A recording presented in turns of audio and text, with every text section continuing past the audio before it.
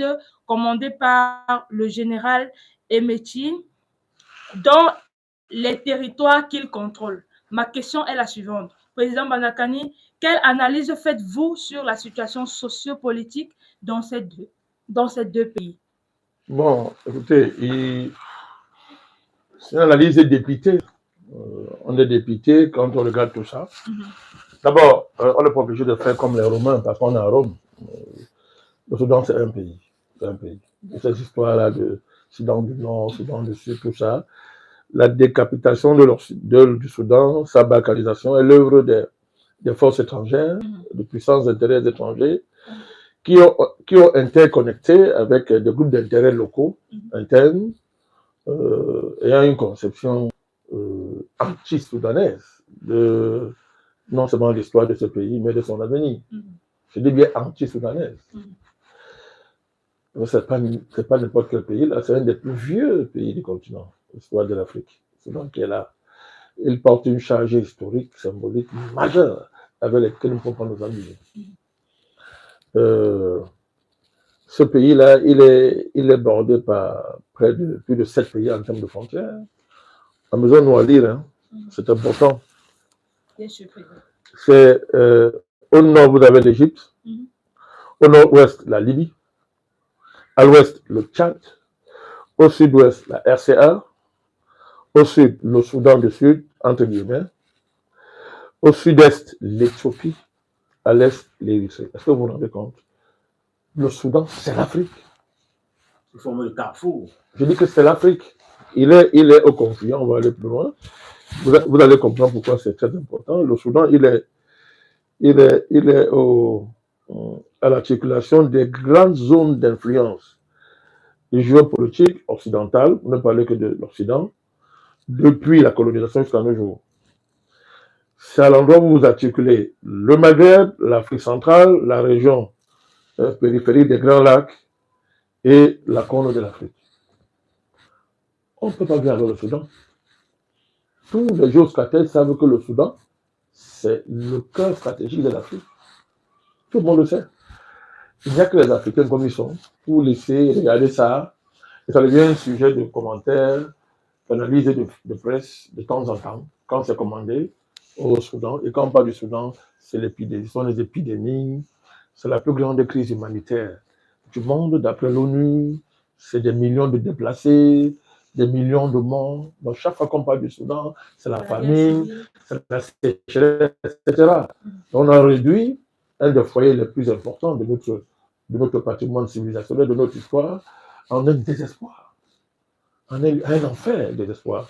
Donc, chaque fois qu'on parle du Soudan, il faut toujours faire l'effort de quitter les récits qu'on nous sert. La pression de la factualité, du factuel, est très forte à cause des gros intérêts qui s'affrontent. Mais il faut toujours avoir la possibilité de remonter à l'intérieur, de remonter dans l'histoire pour comprendre ce qui se passe.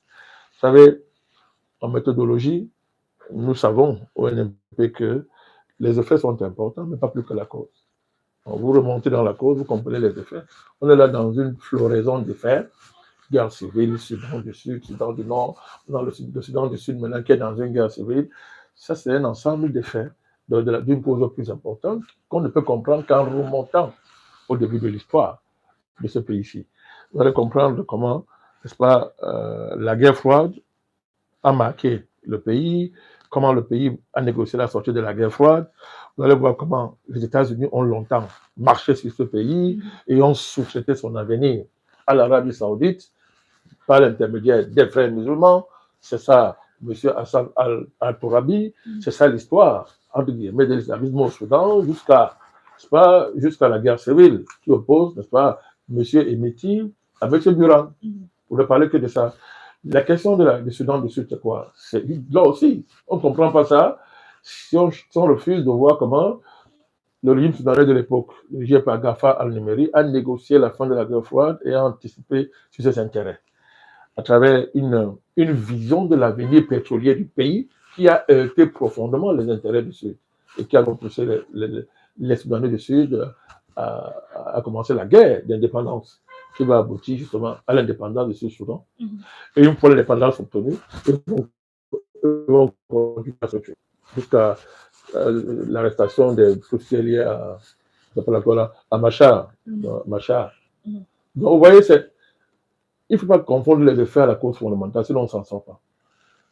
Je ne suis pas un rêveur. Les intérêts sont là. La question du Darfour, qui n'est pas réglée. La question du Sud, qui n'est pas réglée. La guerre civile qui oppose M. Emeti et M. Bourhan, et qui essaye maintenant de contaminer le Darfour, de contaminer le Sud-Soudan. Tout ça, qu'est-ce qui oppose M. Riek Machar à Salva Kiir? C'est qu'on voit que c'est lié à la guerre qui oppose M. Bourhan à M. Emeti. Voilà, donc il y a tout ça qui est en jeu, donc c'est profond. C'est profond, c'est pas une affaire simplement de Bourhan, d'Emeti, de Riek Machar et de Salva Kiir. Ce sont des acteurs de premier plan. Mais les qui tirent les ficelles, ce sont les puissances. Président Banakani, on dirait que là encore, on assiste, comme pour le cas de la RDC, à la décapitation par les impérialistes de ce pays-là. Mais c'est la même chose. C'est pratiquement la même chose, à des différences, mais c'est la même chose dans le fond. Vous faites bien de soulever ça. Et comme on s'est amusé avec le Soudan, on est en train de s'amuser avec la RDC. Quand le NMP crie fort sur la RDC, c'est parce que ça rend fou que il y a un tel niveau de responsabilité géopolitique qui est décourageant quand on regarde ce que les gens font. Les gens n'ont pas compris que laisser le Soudan en l'état, c'est insécuriser tout le continent africain. C'est à partir du Soudan, le Soudan est une plateforme majeure d'organisation des groupes terroristes pour aller détruire les pays africains. Parce qu'il représente tout un carrefour qui... C'est un carrefour majeur. On lui a donné ce rôle-là. Vous avez tous les services secrets du monde de l'Occidentaux qui sont là-bas, Israël est là-bas, etc. Chacun a sa part de no man's land au Soudan, à partir duquel il fait des plans pour l'Afrique, pour déstabiliser l'Afrique. Les gens ne savent pas ça. Donc, pareil pour la RDC. Où on a cru que non, en s'en foutant de la RDC, ça va, c'est un problème de la RDC. Non, non, non, non. Non, c'est le Soudan, comme la RDC, montre que nous avons beaucoup à faire au niveau de la lucidité géopolitique, de la nécessité même, de notre capacité ou pas assez ici au niveau de la géopolitique mondiale. On ne s'en sortira pas si on n'a pas une pensée géopolitique globale, propre à l'Afrique, et qui permet de résoudre des pareilles situations. C'est par le panafricanisme conséquent qu'on va régler ces problèmes. Et ça passe par une vision géopolitique globale qui prend en charge l'Afrique en tant qu'Afrique, pas pays par pays, région par région. Tout ça est dépassé, c'est périmé. Dans un monde global, on ne comprend pas ce type de comportement que l'Afrique montre au monde entier.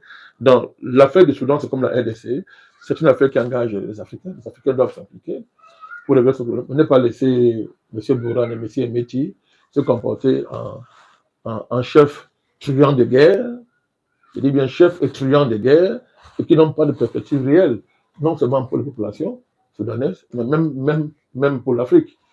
Alors, pour regarder bien, il est important de dire ça à M. Moussa Traoré, il faut bien regarder.